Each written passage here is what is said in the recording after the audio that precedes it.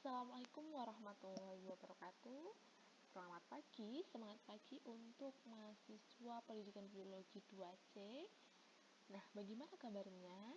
Semoga baik-baik saja dan dalam keadaan sehat walafiat. Anak-anak, kemarin kita sudah belajar terkait konsep dan teori sel. Nah, dalam pertemuan kemarin sudah dibahas terkait teori-teori sel dari beberapa ahli, konsepnya. Nah, sekarang kita akan membahas struktur apa saja yang ada di sel, macam-macam sel, fungsi sel, begitu ya. Next, sebelum memasuki materi pada pagi hari ini, Ibu akan sampaikan terkait tujuan pembelajaran pertemuan kali ini. Yang pertama yaitu mahasiswa dapat membedakan antara sel prokariotik dengan sel eukariotik. Yang kedua, mahasiswa dapat membedakan antara sel tumbuhan dengan sel hewan. Nah, berdasarkan hasil pengamatan terdapat struktur berbagai sel baik dari organisme uniseluler maupun organisme multiseluler. Terdapat sel yang memiliki membran inti dan membran yang tidak memiliki membran inti. Maka sel itu dibedakan atas dua golongan, yaitu sel prokariotik dan eukariotik. Pengelompokan sel dapat pula dilakukan berdasarkan kriteria-kriteria tertentu, seperti cara mendapatkan energinya dari lingkungan sekitar ya, dan aktivitas biokimianya serta kedudukan yang lainnya. Oke, sekarang kita akan belajar terkait sel prokariotik terlebih dahulu.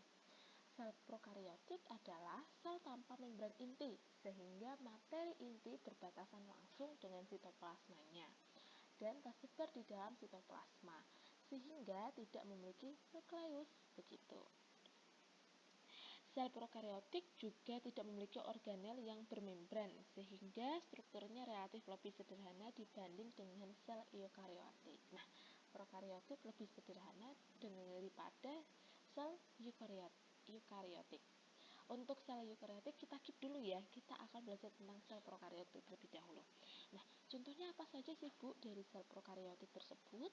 Nah, contohnya ada bakteri, Mycoplasma, dan Cyanobacteria. Sel ini atau sel prokariotik itu memiliki materi genetika berupa DNA yang sirkuler, tidak dibungkus oleh membran inti dan disebut nukleid.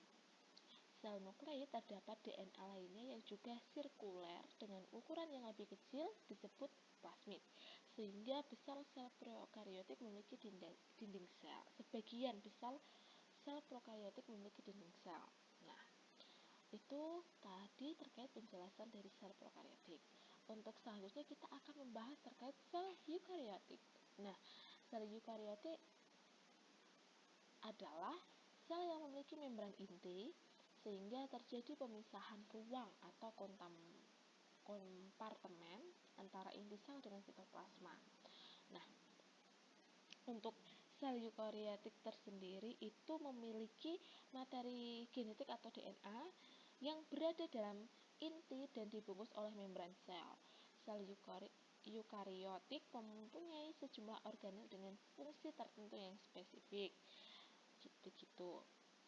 Nah, untuk contoh dari sel eukariotik itu apa saja sih, Bu? Nah, ada banyak ini yang disebutkan. Ada sel ragi atau Homer, sel protozoa atau amoeba, parasitium, flagellata, dan striata, serta sel epidermis atau sel tumbuhan dan sel otot dari sel hewan. Nah, untuk lebih jelasnya terkait sel eukariotik, kita akan membahas terkait sel hewan dan sel otot atau dari sel tumbuhan, begitu ya. Sebelum membahas terkait sel hewan dan sel tumbuhan, kita lihat gambar dari sel eukariotik. Nah, di sini ada bagian plasmodesmata, membran sel, dinding sel, ada kloroplas atau tilakoid butiran pati, nih di sini tilakoid, dan vakula atau vakula tonoplas. Ini ya, yang biru besar ini.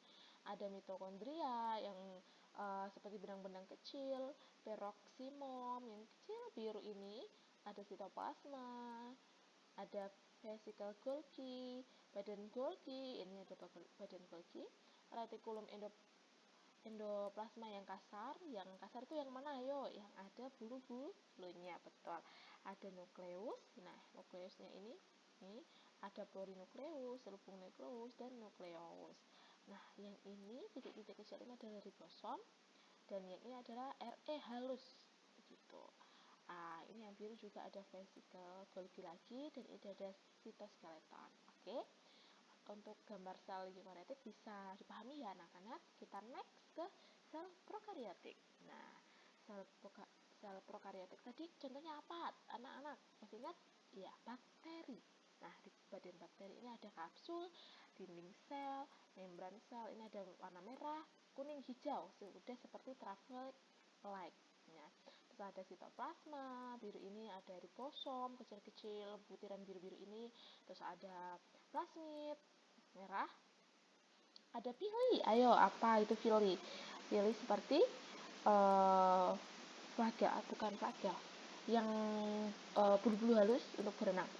Dan ada flagellum. Nah, ini flagellum. Ada nukleoid yang besar ini seperti cacing bergelumbung. Untuk gambar sel prokariotik sudah dibahas, sudah dipahami ya. Kita hafalkan bagian-bagian dan serta bentuknya. Nah, ini perbedaan dari sel prokariotik dan eukariotik.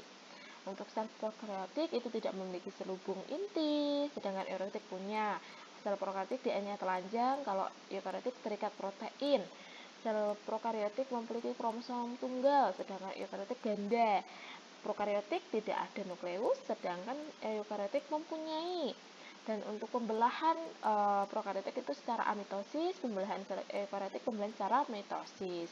Nah, untuk ribosom ada 70S atau 50S plus 30S, sedangkan untuk eukariotiknya itu ada 80S, yaitu 60 plus 40. Untuk prokariotik tidak memiliki organel membran, sedangkan eukariotik mempunyai. Terus untuk metabolisme anaerob atau anaerob itu terjadi di sel prokariotik, sedangkan yang metabolisme aerob itu hanya terjadi di eukariotik. Terus sel prokariotik itu tanpa sitoskeleton dan tidak ada gerakan sitoplasma. Kalau eukariotik itu mempunyai sitoskeleton dan terjadi aliran sitoplasma. Nah, tadi kan kita Ibu menjelaskan atau memancing terkait sel tumbuhan dan sel hewan yang mana ini adalah contoh dari sel eukariotik. Nah, ada perbedaannya nih ternyata anak-anak. Untuk sel tumbuhan itu mempunyai dinding sel, sedangkan sel hewan tidak. Dan untuk vakuola, sel tumbuhan itu sentral dan besar, sedangkan untuk sel hewan itu mempunyai vakuola yang sentral saja, tidak sentral maksud Ibu, mohon maaf. Terus untuk sel tumbuhan itu mempunyai plastida atau kloroplas, kromoplas, dan leukoplas. Sedangkan sel hewan itu tidak mempunyai plastida. Berarti kalau tidak mempunyai plastida, otomatis tidak mempunyai kloroplas, kromoplas, dan leukoplas. Nah, apa ini? Nah, ini kloroplas itu kan di tempat terjadinya fotosintesis. Terus untuk sel tumbuhan tidak mempunyai sentriol, sedangkan sel hewan itu mempunyai. Terus untuk sel tumbuhan juga tidak mempunyai ribosom, sedangkan sel hewan punya. Apalagi nih yang dipunyai sel hewan, ada silia juga. Silia itu tadi yang apa? Yang kayak bulu-bulu itu loh, kecil. Nah, sedangkan di sel tumbuhan tidak ada gitu.